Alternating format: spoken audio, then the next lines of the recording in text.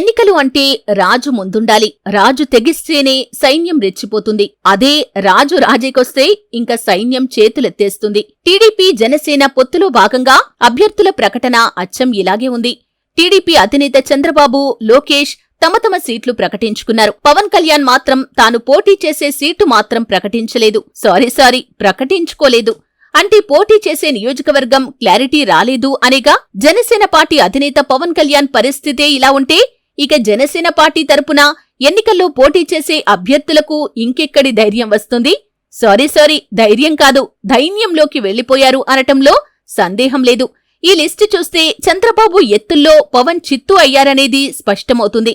TDP Janasena ఉమ్మడి list చూసిన తర్వాత జనసేనతో పొత్తు అంటూ పవన్ కాపుల బలాన్ని వాడుకునేందుకు ప్లాన్ వేసిన చంద్రబాబు జాబితా ప్రకటన రోజు తన నిజరూపాన్ని బయటపెట్టారు. తొలి విడతలో 118 సీట్లకు అభ్యర్థులను ప్రకటించిన చంద్రబాబు టీడీపీకి 94 సీట్లు, జనసేనకు కేవలం 24 సీట్లు ఇచ్చారు. ఇక్కడే అసలు మతలబు ఉంది.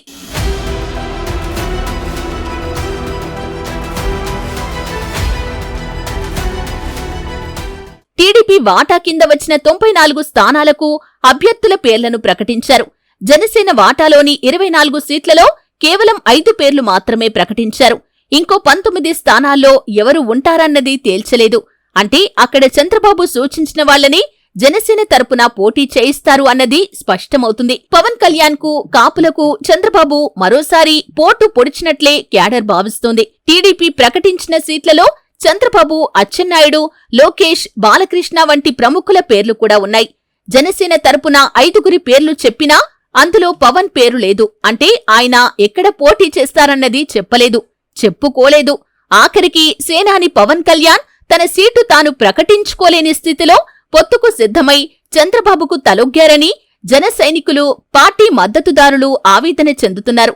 ఓవరాల్ గా ఫస్ట్ లిస్టు చూసిన తర్వాత జనసేన పార్టీకి అభ్యర్థులను డిసైడ్ చేయటంలో చంద్రబాబు ఇంకా క్లారిటీకి రాలేదని సుస్పష్టం కదా. పవన్ కళ్యాణ్ దగ్గర అభ్యర్థులు లేరని కూడా తేలిపోయింది కదా.